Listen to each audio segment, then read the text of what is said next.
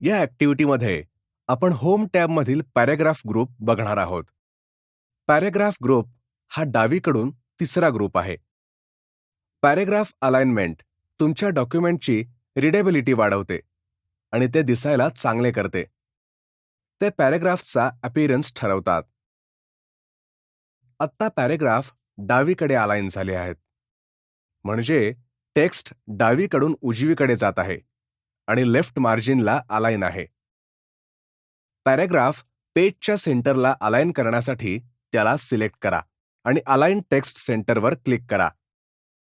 Paragraph पेजच्या उजवीकडे align करण्यासाठी त्याला सिलेक्ट करा आणि अलाइन टेक्स्ट राईटवर क्लिक करा.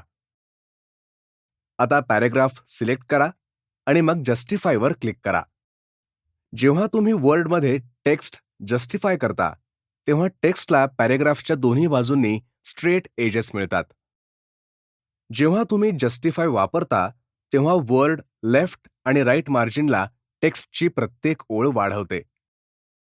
त्यामुळे पॅराग्राफमधील टेक्स्टची शेवटची लाईन इतर लाईनपेक्षा तुलनेने छोटी राहते. लाईन आणि पॅराग्राफ स्पेसिंग तुम्हाला डॉक्युमेंट वाचायला सोपे करते. पॅराग्राफ सिलेक्ट करा आणि मग लाईन अँड पॅराग्राफ स्पेसिंगवर क्लिक करा. आता तुम्ही उपलब्ध ऑप्शन्समधून तुम्हाला हवा असलेला लाईन स्पेसचा नंबर सिलेक्ट करा. या व्यतिरिक्त तुम्ही मेन्यूमध्ये खाली असलेल्या लाईन स्पेसिंग ऑप्शनवर क्लिक करू शकता आणि लाईन स्पेसिंग ड्रॉपडाऊन मेन्यूमधून पॅराग्राफ डायलॉग बॉक्समध्ये अंडर स्पेसिंगमधून लाईन स्पेसिंग ऑप्शन सिलेक्ट करू शकता. जर तुम्हाला पॅराग्राफच्या आधी किंवा नंतर स्पेस ॲड करायची असेल, तर बिफोर किंवा आफ्टर बॉक्समध्ये व्हॅल्यू एंटर करा. जर तुम्हाला पॅराग्राफच्या आधीची किंवा नंतरची स्पेस रिमूव्ह करायची असेल, तर रिमूव्ह स्पेस बिफोर पॅराग्राफ किंवा remove space after paragraph select करा. फॉर्मॅटिंग मार्क्स हे सिम्बॉलचे सेट आहेत, जे डॉक्युमेंटमधील स्पेसिफिक फॉर्मॅटिंगला व्हिज्युअल रिप्रेझेंटेशन देतात. शो ऑर हाईड हे असे स्विच आहे, ज्याने तुम्ही डॉक्युमेंटमधील हाईड फॉर्मॅटिंग मार्क्स पाहू शकता. फॉर्मॅटिंग मार्क्स चालू करण्यासाठी शो ऑर हाईडवर क्लिक करा. आता तुम्हाला डॉक्युमेंटमध्ये अनेक मार्क्स दिसत असतील. फॉर्मॅटिंग मार्क्स बंद करण्यासाठी पुन्हा त्यावर क्लिक करा. लक्षात घ्या, जेव्हा शो ऑर हाईड बंद असते, तेव्हा त्याची बॅकग्राऊंड शेडेड असते. बुलेट्स बुलेटेड लिस्ट तयार करण्यासाठी वापरले जाते. तुम्ही पहिल्यापासून बुलेटेड लिस्ट तयार करू शकता किंवा एक्झिस्टिंग टेक्स्ट वापरू शकता. पहिल्यापासून बुलेटेड लिस्ट तयार करण्यासाठी बुलेट्सवर क्लिक करा आणि टेक्स्ट टाईप करा.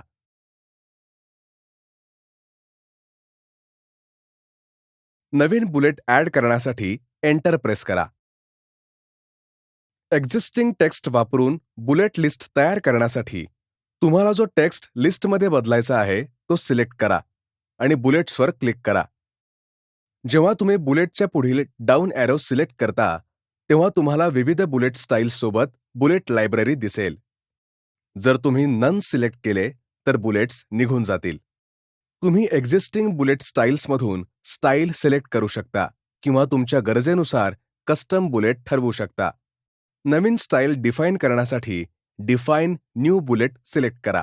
सिम्बॉल ऑर पिक्चरवर क्लिक करा आणि कोणताही सिम्बॉल किंवा पिक्चर सिलेक्ट करा जो तुम्हाला वापरायचा आहे. आवश्यकता असल्यास फॉन्ट आणि अलाइनमेंट स्पेसिफाय करा. तुम्ही ओके क्लिक करण्यापूर्वी नवीन स्टाईल प्रिव्ह्यू करू शकता. नवीन स्टाईल लायब्ररीमध्ये ॲड झाली आहे. काही वेळा तुम्हाला एखादी बुलेट स्टाईल आवडते किंवा आलेल्या डॉक्युमेंटमधील बुलेट स्टाईल उपयुक्त वाटते. तुम्ही या बुलेट स्टाईल्स तुमच्या बुलेट लायब्ररीमध्ये ॲड करू शकता. तसे करण्यासाठी डॉक्युमेंट बुलेट्समधील बुलेट स्टाईलवर राईट क्लिक करा आणि ॲड टू लायब्ररीवर क्लिक करा. तुम्ही बुलेट स्टाईल रिमूव्ह पण करू शकता. बुलेटवर राईट क्लिक करा आणि रिमूव्ह सिलेक्ट करा. तुमच्या लायब्ररीमधून बुलेट स्टाईल रिमूव्ह होईल. नंबरिंग हे नंबर लिस्ट तयार करण्यासाठी वापरले जाते. तुमच्या डॉक्युमेंटमध्ये आधीच असलेल्या टेक्स्टला नंबर देण्यासाठी टेक्स्ट सिलेक्ट करा आणि नंबरिंगवर क्लिक करा.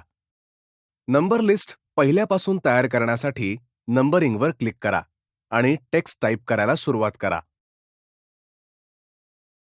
जेव्हा तुम्हाला पुढच्या नंबरवर जायचंय, तेव्हा प्रत्येक वेळी एंटर दाबा.